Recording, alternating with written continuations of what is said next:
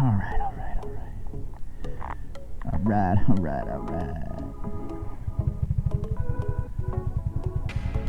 So,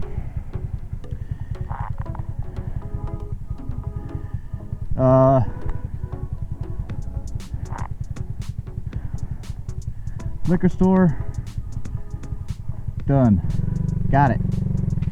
Check Raj. Got my allergy medicine. Dude, I get this weird thing. When my skin temperature drops, I get hives. It's weird as shit. Fucking annoying too, because I live in Oregon. So, I mean, it's not like freezing cold.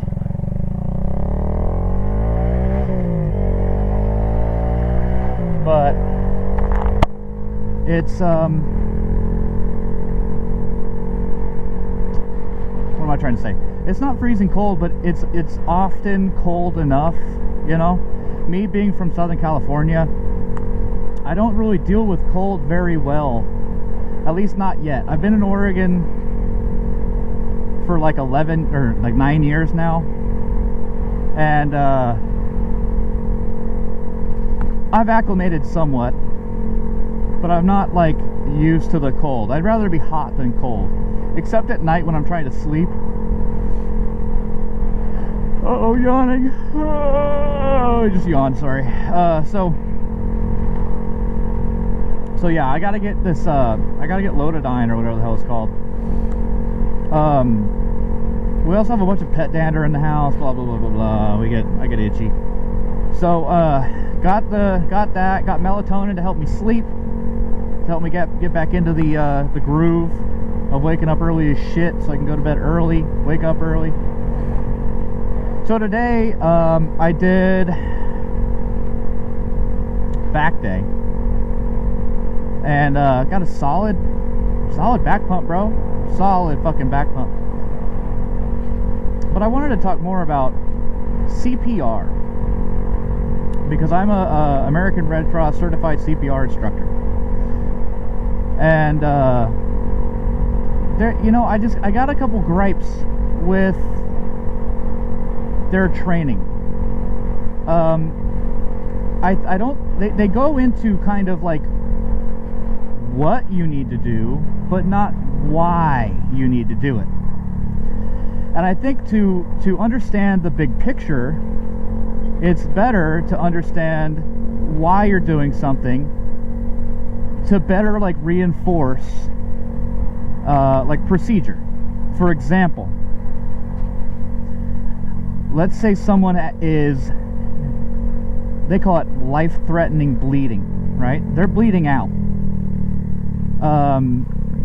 They make a note in there that after you've stopped the bleeding, you want to check, and if you can, record their skin temperature. Now, recording someone's skin temperature without a thermometer is hard, so obviously you're going to do it by feel. But why? I feel like if you miss that step, you know, it might not be the end of the world, but it could also be the end of the world for the person that you're trying to save. Because if the skin is cold, they've lost a shit ton of blood. And if he gets rushed to the emergency room and they don't know that they need to prep for somebody who is missing most of their blood, you know, you got seconds are crucial in situations like that. Now, I'm no doctor, I'm not a nurse, I'm not an RN. The most training I've gotten was in the Marine Corps for combat life-saving skills, right? And but they tell you why we're doing what we're doing, right? So that way you get the big picture. The big picture, I feel, is kind of crucial. So there could be a couple different reasons that their skin is cold. their skin is cold because, like I said, they've lost a tremendous amount of blood. It could also be that if it's on the side away from the heart, let's say it's the leg, and we had an artery bleed. You know, if you got that to stop, good on you. Hell yeah. But if the body's warm, but it's cold down there, it could be clotting or whatever. And you know, that's something that you need to do as a CPR certified person, because you're not a doctor, you're not a surgeon, you're not an RN, you're not trained for this. You're trained just to do that, just to fix it as best you can with what you have around you. But if they were to tell us, or tell, you know, us and them, why, our trainees, why it's important to do that, I feel like they would remember it more. Because they might miss the check, or they might lie about it, thinking they might get in trouble. You know what I mean? Another one I have an issue with is heat stroke, heat casualty. They say to submerge someone that's suffering from a heat stroke, submerge them fully in cold water. Now, I remember being taught not to do that. Now, I could be completely wrong, correct me if I'm wrong, but I remember being taught not to do that because severely and drastically changing one's body temperature from overheating to cold can induce shock. And now the body's starting to just turn on itself and shut down, right? That was the reasoning. So I have an issue with that one. You know, if they were to talk about why, maybe that would help. Now, of course, it's not an in-depth class. It's the basics, fine, but it's not even in the book. Like, I've got the book, the trainer book, that goes through everything. It has everything in there.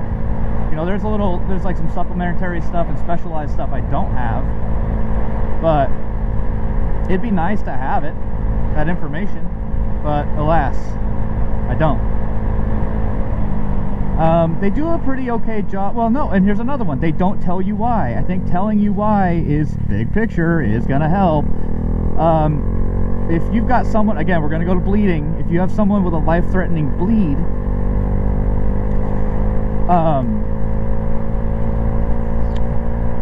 and you've applied bandages, you can apply multiple layers, no more than 3, to soak up the blood, and also to encourage clotting, which they don't talk about.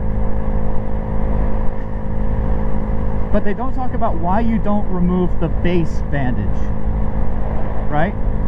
You've got the very first bandage that's on the skin. Now, if the bandage you've applied on top of that bandage gets soaked, then you can replace that bandage with another clean bandage, and so on. But they don't talk about why you shouldn't replace the base bandage. Now, the reason for that is because any clotting that might have already occurred or is starting to occur can be ripped right off the wound, because it's gauze we're talking about.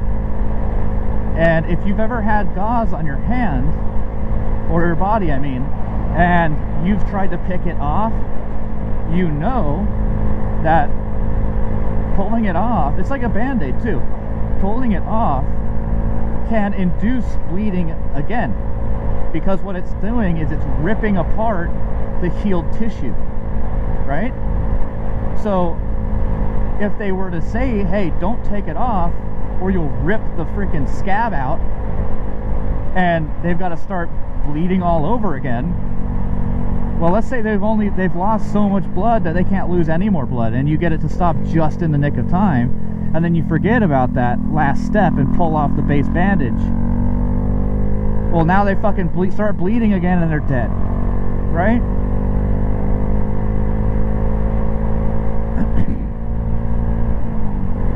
I just wish they would include a little bit more information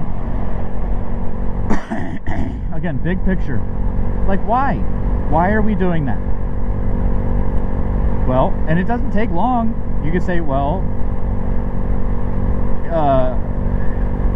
you know, we've encouraged clotting by applying pressure to the wound.